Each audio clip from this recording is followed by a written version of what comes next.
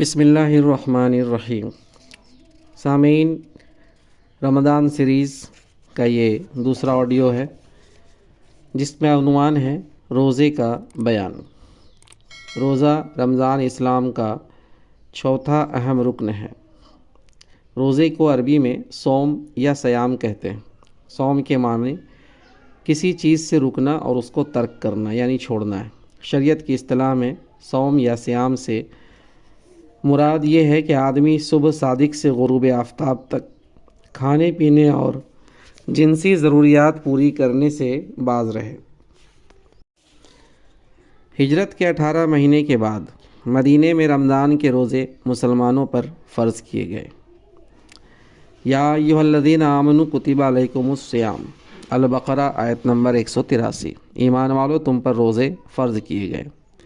روزہ فرض عین ہے جو صاف صاف قرآن و حدیث سے ثابت ہے۔ جو شخص روزے کا انکار کرے وہ کافر ہے، اور جو شخص کسی عذر کے بغیر روزہ ترک کرے وہ فاسق اور سخت گنہگار ہے۔ نبی صلی اللہ علیہ وسلم نے شعبان کی آخری تاریخ کو ایک بار خطبہ دیتے ہوئے ارشاد فرمایا، لوگو، تم پر بڑا ہی باعظمت اور برکت والا مہینہ سایہ فگن ہو رہا ہے۔ اس مہینے کی ایک رات ایسی ہے جو 1000 مہینوں سے زیادہ بہتر ہے۔ اللہ نے تم پر اس مہینے کے روزے فرض فرمائے ہیں۔ بیہقی کی روایت۔ روزے کی اہمیت۔ روزے کی اہمیت و فضیلت۔ قرآن حکیم کی شہادت ہے کہ روزہ تمام آسمانی شریعتوں میں فرض رہا ہے اور ہر امت کے نظام عبادت میں یہ ایک لازمی جزو کی حیثیت سے شامل رہا ہے۔ کما کتب علی الذین من قبلکم، البقرہ آیت نمبر 183، جس طرح تم سے پہلے لوگوں پر فرض کیا گیا تھا۔ اس سے معلوم ہوا کہ روزہ تمام انبیاء کی سابقہ شریعتوں میں فرض رہا ہے۔ اس کو نفس انسانی کی تربیت سے ایسا خصوصی تعلق ہے کہ اللہ نے ہر دور میں بندوں کی تربیت کے لیے اس کو لازمی قرار دیا ہے، اور کوئی بھی دوسری عبادت اس کا بدل نہیں بن سکتا ہے۔ روزے کی اہمیت بتاتے ہوئے نبی صلی اللہ علیہ وسلم نے فرمایا، جو شخص کسی عذر اور مرض کے بغیر رمضان کا ایک روزہ بھی ترک کر دے، وہ اگر عمر بھر بھی روزے رکھے تب بھی اس کی تلافی نہیں ہو سکتی۔ ترمذی، ابو داؤد۔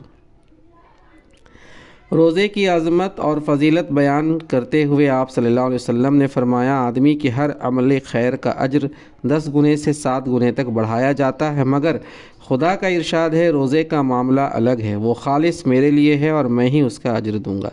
بندہ میری ہی خاطر اپنی خواہشات اور کھانا پینا چھوڑتا ہے۔ روزے دار کے لیے 2 مسرتیں ہیں، ایک افطار کے وقت، دوسرے اپنے پروردگار سے ملنے کے وقت۔ اور روزے دار کے منہ کی بدبو خدا کے نزدیک مشک کی خوشبو سے بھی زیادہ پسندیدہ ہے۔ اور روزہ ڈھال ہے، جب تم میں سے کسی کا روزہ ہو تو وہ بے حیائی کے کاموں اور شور و ہنگاموں سے دور رہے، اور اگر کوئی اس سے گالی گلوچ پر اتر آئے یا لڑنے جھگڑنے لگے تو اس کو سوچنا چاہیے کہ میں روزے سے ہوں، میں بھلا ایسی لغو حرکت کیسے کر سکتا ہوں۔ بخاری، مسلم۔ حضرت ابو امامہ رضی اللہ عنہ فرماتے ہیں، میں نے رسول اللہ صلی اللہ علیہ وسلم سے درخواست کی کہ مجھے کوئی ایسا عمل بتا دیجیے جس سے خدا مجھے نفع پہنچائے۔ آپ صلی اللہ علیہ وسلم نے فرمایا، روزہ رکھا کرو، اس کی مثل کوئی دوسرا عمل نہیں ہے۔ نسائی۔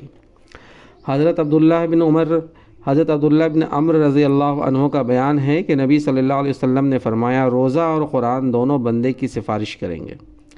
روزہ کہے گا، اے میرے پروردگار، میں نے اس بندے کو کھانے پینے اور خواہش نفس پورا کرنے سے باز رکھا تھا، پروردگار آج اس کے حق میں میری سفارش قبول فرما لے۔ قرآن کہے گا، پروردگار، میں نے اس کو شب میں سونے اور آرام کرنے سے روک رکھا تھا، پروردگار آج اس کے حق میں میری سفارش کو شرف قبول عطا فرما، اور اللہ دونوں کی سفارش اس بندے کے حق میں قبول فرما لے گا۔ بیہقی۔ حضرت ابو ہریرہ رضی اللہ عنہ کا بیان ہے کہ نبی صلی اللہ علیہ وسلم نے ارشاد فرمایا، جو شخص رمضان کا روزہ ایمانی شعور اور احتساب کے ساتھ رکھے گا، اس کے سارے پچھلے گناہ معاف کر دیے جائیں گے۔ احتساب کا مطلب یہ ہے کہ روزہ محض رضائے الہی اور اجر آخرت کے لیے رکھا جائے، اور ان تمام لغو باتوں سے روزے کی حفاظت کی جائے جو روزے کے مقصد کے خلاف ہوں۔ روزے کا مقصد۔ روزے کا مقصد یہ ہے کہ آدمی خدا کا تقوی پیدا کرے۔ قرآن کا ارشاد ہے، لعلکم تتقون، تاکہ تم میں تقوی پیدا ہو۔ البقرہ آیت نمبر 183۔ تقوی دراصل اس اخلاقی جوہر کا نام ہے جو خدا کی محبت اور خوف سے پیدا ہوتا اور پرورش پاتا ہے۔ خدا کی ذات پر پختہ یقین اور اس کی صفت رحمت و احسان کے حقیقی شعور سے آدمی میں جذبہ محبت ابھرتا ہے اور اس کی صفت قہر و غضب سے اس کا خوف پیدا ہوتا ہے۔ اس جذبہ محبت و خوف کی قلبی کیفیت کا نام تقویٰ ہے۔ تقویٰ تمام اعمال خیر کا سرچشمہ اور تمام اعمال بد سے محفوظ رہنے کا یقینی ذریعہ ہے۔ متقی انسان اندرونی جذبے کے تحت نیکی کی طرف لپکتا اور برائیوں سے بچتا ہے۔ وہ نیکی سے سکون پاتا ہے اور برائیوں سے کڑتا ہے، لیکن روزے سے یہ حقیقی فائدہ اس شخص کو حاصل ہوتا ہے جو پورے شعور کے ساتھ روزہ رکھتا ہے اور ان سارے ناپسندیدہ اشغال سے روزے کی حفاظت کرتا ہے جو روزے کو تباہ کرتے ہیں۔ نبی صلی اللہ علیہ وسلم کا ارشاد ہے، جب تو روزہ رکھے تو لازم ہے کہ تو اپنے کانوں، اپنی آنکھوں، اپنی زبان، اپنے ہاتھ اور اپنے سارے اعضائے جسم کو خدا کی ناپسندیدہ باتوں سے روکے رکھے۔ حضرت ابو ہریرہ رضی اللہ عنہ کا بیان ہے کہ نبی صلی اللہ علیہ وسلم نے فرمایا، جس شخص نے روزہ رکھنے کے باوجود جھوٹ بولنے اور جھوٹ پر عمل کرنے سے پرہیز نہیں کیا تو اللہ کو اس کے بھوکے پیاسے رہنے سے کوئی دلچسپی نہیں۔ بخاری۔ نیز آپ صلی اللہ علیہ وسلم نے ارشاد فرمایا، کتنے ہی بدنصیب بظاہر روزے دار ہیں جن کو اپنے روزے سے بھوک پیاس کے سوا اور کچھ نہیں ملتا، اور کتنے ہی بدنصیب بظاہر شب کو قیام کرنے اور تراویح پڑھنے والے ہیں جن کو اپنے قیام لیل سے رت جگے کے سوا اور کچھ ہاتھ نہیں آتا۔ سامعین، یہ تھے روزے کے اہمیت، فضیلت، روزے کا بیان۔ گزارش ہے آپ سے کہ اگر آپ اس چینل میں پہلی بار ہیں، ابھی نئے ہیں، تو پھر آپ ضرور اسے سبسکرائب کر لیں، لائک کریں، اپنے نیک مشوروں سے ہمیں اپنے کمنٹ باکس میں ضرور بتائیں اور اسے شیئر بھی کریں دوسروں سے۔ آمین۔ وآخر دعوانا ان الحمد للہ رب العالمین۔